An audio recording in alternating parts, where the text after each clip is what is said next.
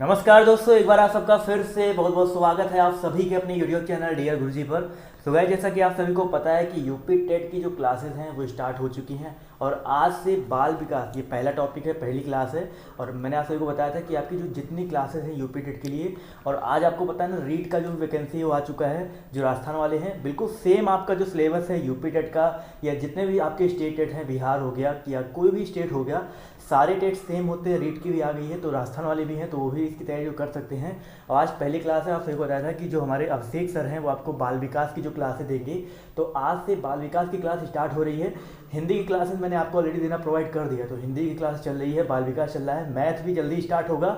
धीरे धीरे सारी क्लासेस आपकी रन कर जाएंगी। बस आप लोग सपोर्ट करते रहिए, शेयर करते रहिए। जितने भी लोग जुड़े हैं, आज सर की क्लास लो, अपना फीडबैक देना मत भूलिएगा कि सर की क्लास आपको कैसी लगी। पहले हम लोग पूरा का पूरा जो सिलेबस है थ्योरी के माध्यम से कवर करेंगे, फिर आपको लास्ट के टाइम पे अच्छे से प्रैक्टिस करवा देंगे, जिससे आपका जितना भी जो भी है सब कुछ आप लोग तैयारी हो जाएगी। तो चलिए स्टार्ट करते हैं सर के साथ, और बिल्कुल आप मन लगा के पढ़िएगा। और आपके जो भी सवाल हैं, जो भी डाउट हैं, बाद में कमेंट बॉक्स में पूछ लीजिएगा, टेलीग्राम पर जुड़ जाइएगा, जिससे आपको सारे डाउट जो आपके क्लियर होते रहें। तो चलिए स्टार्ट करते हैं आज की क्लास को। चलिए नमस्कार, मैं अभिषेक गुप्ता एक बार फिर से आपके अपने ऑनलाइन यूट्यूब चैनल डियर गुरुजी पर आप सभी का हार्दिक स्वागत अभिनंदन करता हूं। जैसा कि आज से यूपी टेट का पूरा सिलेबस आपका स्टार्ट होगा, यूपी टेट की पूरी पढ़ाई लिखाई आपकी स्टार्ट होगी। तो उसी क्रम में आज, जैसे कि मैंने आपसे पहले भी बताया था कि बाल मनोविज्ञान की पहली क्लास जो है आज यहाँ से स्टार्ट हो रही है। आप लोग अच्छे तरीके से एक बार इसको देखिए और अपना फीडबैक जरूर दीजिएगा, कमेंट जरूर कीजिएगा आपको ये क्लास कैसे लगी। देखिए, ये जो बाल मनोविज्ञान है, जिसे कहते हैं साइकोलॉजी जिसे कहते हैं, ये आपके बीएड, जो आप बीएड की तैयारी भी कर रहे हो, मतलब अगर आप बीएड फर्स्ट ईयर में हो भी जो है, तो वहाँ भी पेडोलॉजी के क्वेश्चंस जो है आते हैं, और ये सारे पेडोलॉजी क्वेश्चन बाल मनोविज्ञान से रिलेट होते हैं। तो यहाँ से आज हम धीरे धीरे टॉपिक को स्टार्ट करते हैं, टॉपिक को कवर करते हुए चलते हैं। तो आज मैं स्टार्ट करता हूँ, आपको जो पहला टॉपिक है वो पहला टॉपिक मैं स्टार्ट करता हूँ अधिगम। जो मैं पहला टॉपिक स्टार्ट करता हूँ आपका वो है अधिगम। अधिगम होता क्या है, ठीक ना। आज जो हम स्टार्ट करेंगे वो अधिगम के बारे में स्टार्ट करेंगे। अधिगम किसे कहते हैं, अधिगम क्या होता है, अधिगम से कितने क्वेश्चंस पूछे जाते हैं, कितने टाइप के होते हैं, वो सारे टॉपिक हम यहाँ पे आज क्लियर करेंगे और आपको कोई भी डाउट्स आज आपका नहीं रहेगा। देखिए, अधिगम को इंग्लिश में कहते हैं लर्निंग। अधिगम को इंग्लिश में हम क्या कहते हैं बताइए, हम कहते हैं लर्निंग। और लर्निंग मतलब ही होता है, आप जानते हो लर्न करना मतलब क्या, सीखना। लर्न करना मतलब क्या होता है बताइए, सीखना, ठीक ना। देखिए, बहुत आराम से करते हुए चलेंगे, बहुत आराम से, बहुत धीरे धीरे पढ़ते हुए चलेंगे, ठीक ना, जिससे आपको कोई डाउट ना हो। आप परेशान मत होइए, आराम से धीरे धीरे करते हुए चलिए। अधिगम को इंग्लिश में हम लर्निंग कहते हैं। और लर्निंग मतलब क्या होता है बताइए, लर्निंग मतलब होता है सीखना। मैंने फिर से देखिए यहाँ पे लिख दे रहा हूं मैं, लर्निंग मतलब होता है सीखना, ठीक ना। देखिए, जैसे जब कोई बच्चा पैदा होता है, ठीक, तो उसके पास कोई भी प्रॉपर्टी नहीं रहती, उसके पास वो कुछ भी नहीं सीखा रहता। लेकिन धीरे धीरे जब वो समाज में आता है, जब वो सोसाइटी में आता है, तो वो क्या करता है, वो समाज के साथ रहते रहते, देखते देखते वो क्या करता है, वो सीखना स्टार्ट करता है, सीखना प्रारंभ करता है, ठीक ना। जैसे 2 साल का बच्चा है, वो क्या करेगा, उसे चूंकि समझ तो है नहीं, वो क्या करेगा, सांप देखेगा उसको भी पकड़ लेगा, कीड़े मकोड़ों को देखा उसको भी पकड़ लेगा, आग देखेगा उसमें भी जाकर हाथ अपना जला देगा, क्योंकि उसे तो समझ तो है नहीं। लेकिन जब घर वाले उसे समझाते, नहीं बेटा ये आग है, आप इसको मत छुओ, तो वो क्या करता है, तो वहां से वो सीखता है कि हाँ ये आग है, हम इसको नहीं छुएंगे, अगर हम इसको छुएंगे तो हम क्या करेंगे, जल जाएंगे। घर वाले सिखाएंगे, नहीं बेटा इस जानवर को ना पकड़ो, ये जानवर आपको नुकसान पहुंचा सकता है, तो वो सीखता है हाँ ये जानवर है, हम इसको नहीं पकड़ेंगे, नहीं तो हमको क्या होगा, हमें नुकसान पहुंचेगा, ठीक ना। तो सीखना क्या होता है, देखिए, सीखना मतलब होता है व्यवहार में परिवर्तन करना, व्यवहार में परिवर्तन लाना। कोई भी आपसे पूछे कि सीखना किसे कहते हैं, आप एक शब्द में बोल दीजिए, व्यवहार में परिवर्तन लाना ही क्या कहलाता है, अधिगम कहलाता है। अगर आपके व्यवहार में परिवर्तन आ गया तो वही आपका क्या हो गया, वही आपका अधिगम हो गया, लर्निंग हो गया। एक लाइन की बात, बहुत छोटी सी बात है, 2 से 3 शब्दों की बात है, बहुत ज्यादा आपको डिफिनेशन रटने की कोई जरूरत नहीं है, बस आप एक शब्द में कहिए अधिगम किसे कहते हैं। अब ये बताइएगा, अधिगम मतलब होता है व्यवहार में परिवर्तन।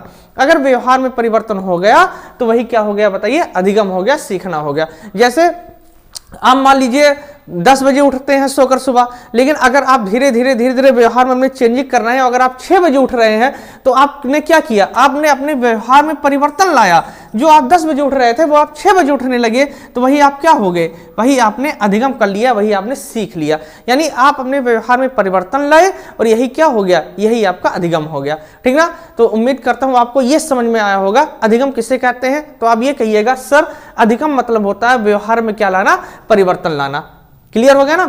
तो अधिगम मीन्स क्या हुआ, व्यवहार में परिवर्तन लाना। अब जैसे मान लीजिए जब कोई बच्चा स्कूल जाना प्रारंभ करता है, जब कोई बच्चा स्कूल जाना प्रारंभ करता है तो धीरे धीरे वो स्कूल के बच्चों के साथ जाता है, बच्चों के साथ रहता है, और वो क्या करता है, बच्चों के जो गुण रहते हैं, यानी जब 4 बच्चे मिले आपस में तो चारों बच्चे मिलकर क्या कर रहे हैं, वो जो उन्होंने सीखा सब आपस में साझा कर रहे हैं, और धीरे धीरे साझा करते करते वो अपने व्यवहार में क्या करते हैं, परिवर्तन करते हैं। ठीक ना, जब वो समाज में जाते हैं, समाज में किसी के साथ उठना है, बैठना है, तो वो सब क्या करते हैं, वो सब लगातार वो सीख रहे हैं। ठीक ना, तो जो भी चीज हम सीखेंगे, सीखने के फलस्वरूप हमारे व्यवहार में क्या होगा, परिवर्तन होगा, और परिवर्तन ही क्या कहलाता है बताइए, अधिगम कहलाता है। क्लियर हो गया ना। आप इसके सवाल ले सकते हैं, अगर हम आपसे कोई भी आपसे पूछे अधिगम किसे कहते हैं, तो आप एक शब्द में बताइएगा सर अधिगम मीन्स होता है व्यवहार में क्या लाना, परिवर्तन लाना। चलिए क्लियर हो गया ना, यहां तक का टॉपिक, यहां तक का कॉन्सेप्ट क्लियर हो गया ना। बहुत आराम से, बहुत धीरे धीरे करते हुए चलेंगे कि अधिगम मीन्स क्या होगा। आप कह दीजिएगा सर व्यवहार में परिवर्तन लाना ही अधिगम कहलाता है। आइए आगे चलते हैं।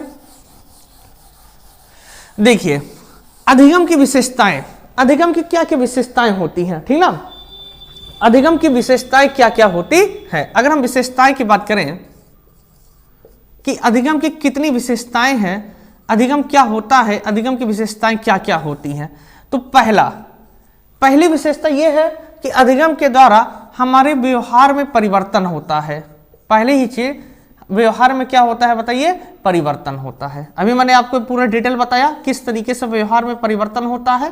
ठीक ना, अधिगम मतलब क्या, अधिगम मतलब सीखना, मतलब व्यवहार में क्या लाना, परिवर्तन। तो पहली विशेषता क्या हो गई, व्यवहार में क्या आना, परिवर्तन आना। अगर व्यवहार में परिवर्तन आ गया तो वही क्या हो गया बताइए, अधिगम हो गया। ये पहली विशेषता। ठीक ना, आप आराम से स्क्रीनशॉट लेते हुए चले कि व्यवहार में परिवर्तन लाना ही क्या कहलाता है, अधिगम कहलाता है। चलिए दूसरी विशेषता देखिए, जो अधिगम होता है, जो अधिगम होता है वो सार्वभौमिक होता है। अधिगम क्या होता है, आप कहोगे सर अधिगम सार्वभौमिक होता है। सार्वभौमिक मतलब ये होता है यूनिवर्सल होता है, विश्व या व्यापी होता है, यानी सही होता है। ये बात जान लीजिए, कोई भी आदमी है, ये नहीं केवल पढ़ाई के द्वारा ही हम अधिगम कर सकते, पढ़ाई ही हम सीख सकते नहीं। अधिगम जो होता है वो कोई भी आदमी चाहे जैसा हो वो जरूर को ना कुछ जरूर सीखता रहता है। ठीक ना, तो अधिगम सार्वभौमिक होता है, यानी सत्य होता है। अगर आदमी का जीवन मिला है तो हम जरूर को ना कुछ सीखेंगे, और अगर हम जरूर को ना कुछ सीखेंगे तो हमारे व्यवहार में क्या होगा, परिवर्तन होगा। ठीक ना, अब ऐसा तो है नहीं कि हम दिन रात सोते ही रहेंगे, हम कुछ सीखेंगे नहीं, ऐसा तो होगा नहीं। हम उठेंगे मान लीजिए हम पढ़ने में नहीं अच्छे हैं, हम कहीं ना कहीं किसी दूसरे के साथ बैठेंगे, तो जहां भी हम बैठेंगे कुछ ना कुछ तो हम सीखते चलेंगे। बताइए, तो अधिगम क्या होता है बताइए, अधिगम सार्वभौमिक होता है। आप बताएंगे अधिगम क्या होता है, सार्वभौमिक होता है, यानी मनुष्य अगर जीवन मिला है तो मनुष्य अपने जीवन में कुछ ना कुछ जरूर सीखता रहता है। ठीक ना, तो अधिगम क्या होता है बताइए, अधिगम सार्वभौमिक होता है। अब इसके अनुसार ले लीजिए, इसका भी अधिगम सार्वभौमिक होता है। चलिए तीसरा देखिए, ये हो गया ना, अधिगम व्यवहार में परिवर्तन है, अधिगम क्या होता है, सार्वभौमिक होता है। तीसरा चलते हैं, तीसरे की अगर हम बात करते हैं, बहुत आराम से देखिए, कॉन्सेप्ट को क्लियर करते हुए चलिए, सारा कॉन्सेप्ट आपका धीरे धीरे क्लियर होता जाएगा। तीसरा ये है, जो अधिगम होता है वो जीवन भर चलता रहता है। अधिगम क्या करता रहता है, अधिगम जीवन भर चलता रहता है, ये जाने रहिएगा। अधिगम जो होता है वो जीवन भर चलता रहता है, पूरी लाइफ चलता रहता है। जब तक आपकी लाइफ रहेगी तब तक आदमी कुछ ना कुछ सीखता रहता है। जैसे इस समय आप सीख रहे हैं, क्या सीख रहे हो आप यूपी टेट की तैयारी के बारे में सीख रहे हैं कि हमें कैसे यूपी टेट की तैयारी करनी है, हमें कैसे 130 प्लस नंबर लाना है, तो आप सीख रहे हो। ठीक ना, आप सर्विस पा जाओगे, इसके बाद भी तो आपको ना कुछ सीखोगे, आप पढ़ाने की ट्रेनिंग को सीखोगे, या कुछ भी तो आप कुछ ना कुछ तो हमेशा सीखते रहते हो ना। ये जो निरक्षर आदमी है, मान लीजिए जिसको कुछ नहीं आता, मान लीजिए जिसको कुछ नहीं आता, अगर आप उसको मोबाइल दे दीजिए तो वो मोबाइल चलाने के बारे में सीखेगा नहीं सीखेगा, बताइए? वो मोबाइल चलाने के बारे में सीखेगा? या जितने भी मान लीजिए कोई मजदूर है, कोई पेंटर है, मान लीजिए कोई पेंटर है, अगर उसे घर पेंट करना है तो वो घर पेंट करने के कुछ ना कुछ तकनीक के बारे में सीखेगा। ये बात जान लीजिए, जिस आदमी ने सीखना बंद कर दिया उस आदमी ने जीना बंद कर दिया। जब तक हमारी लाइफ है हम तब तक कुछ ना कुछ सीखेंगे जरूर, हम सीखेंगे, बिना सीखे हम कुछ नहीं कर सकते, ठीक ना? कोई भी बड़ा प्रोफेसर हो, कोई भी बड़ा टीचर हो, वो हमेशा कुछ ना कुछ पढ़ाता रहता है, कुछ ना कुछ सीखता रहता है, हर बैच में कुछ ना कुछ सीखता रहता है, डेली वो सीखता रहता है, ठीक ना? तो अधिगम जो होता है वो जीवन भर चलता रहता है। आदमी, इंसान हमेशा जिंदगी भर कुछ ना कुछ क्या करते रहते हैं, बताइए? सीखते रहते हैं। तो ये अधिगम की तीसरी विशेषता हो गई कि जो अधिगम होता है वो क्या होता है, बताइए? जीवन भर चलता रहता है, पूरी लाइफ चलता रहता है। क्लियर हो गया? तो ये अधिगम के 3 प्रॉपर्टी। चौथी देखते हैं, बहुत आराम से देखते हो। चलिए, अधिगम क्या है? अधिगम मतलब सीखना, मतलब व्यवहार में क्या लाना? परिवर्तन लाना। अब व्यवहार में परिवर्तन लाने का क्या मतलब है कि अधिगम जीवन भर चलता रहता है, अधिगम सार्वभौमिक होता है, अधिगम व्यवहार में परिवर्तनीय है, ठीक ना? अब देखिए चौथा,